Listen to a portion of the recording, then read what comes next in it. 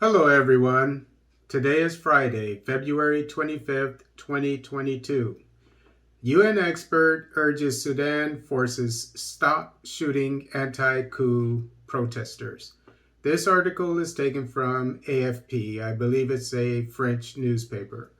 A UN expert on Thursday urged Sudanese forces to stop firing live ammunition and tear gas at anti-coup protesters in a crackdown that has killed more than 80 people. Demonstrators have continued in the northeast African country since Army Chief Abdel Fattah al-Burhan led a military takeover on October 25th, sparking international condemnation and suspension of aid.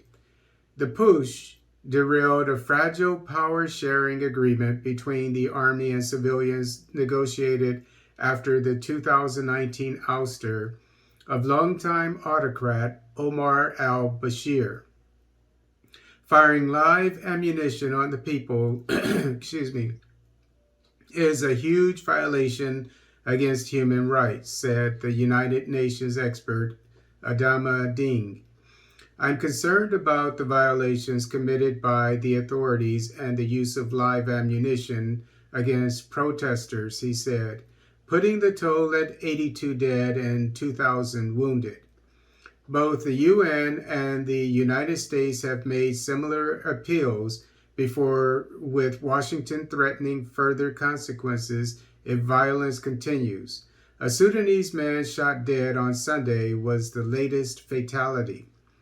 The Senegalese envoy has been in Sudan for the past 4 days, meeting with leaders, diplomats, and civil society members in a bid to shed light on the crackdown.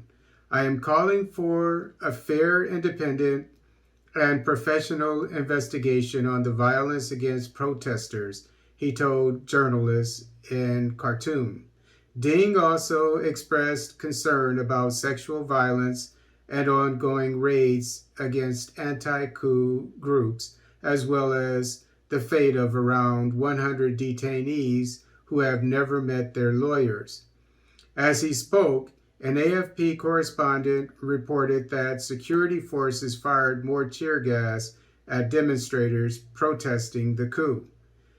Sudanese authorities have said they arrested several police and soldiers who fired at demonstrators with Kalashnikov rifles, disobeying orders.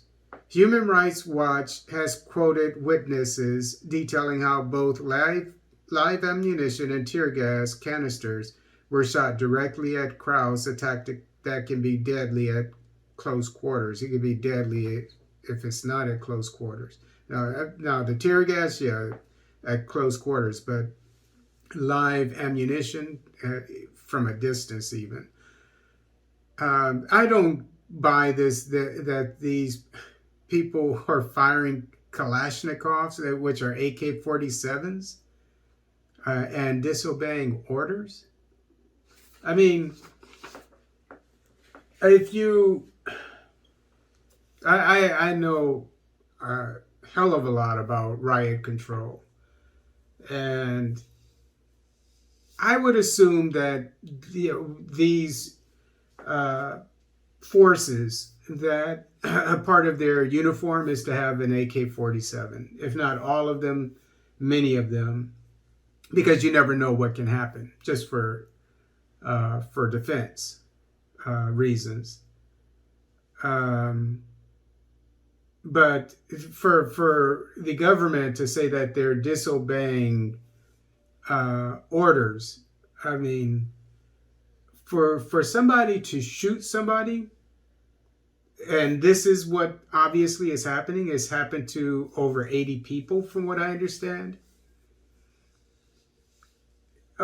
Most, if not all of those people who are responsible for this should have been caught by now. Not just a few, not several, as it says. I mean, I know from experience, if somebody is firing live rounds next to you, that person should be reported.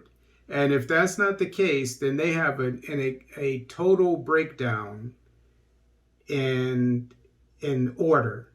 You may as well say law and order among their law enforcement or their forces. So an independent investigation needs to be done about this. If they're making the claim that they're prosecuting these people or what have you, investigating after over 80 people have died, something's wrong with this.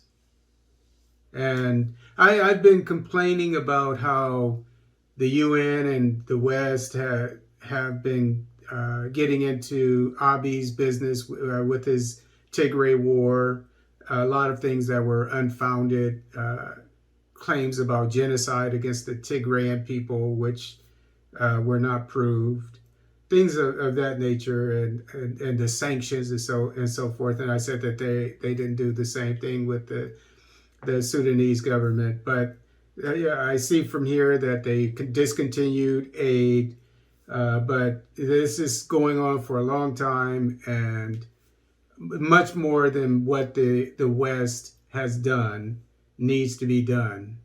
And but the reason why I brought up this article is to show that I am not completely right. I have not been completely right in saying that they're not getting into the business of Sudan when it comes to the protesters of the coup. So they are, but they could do a lot more than they are.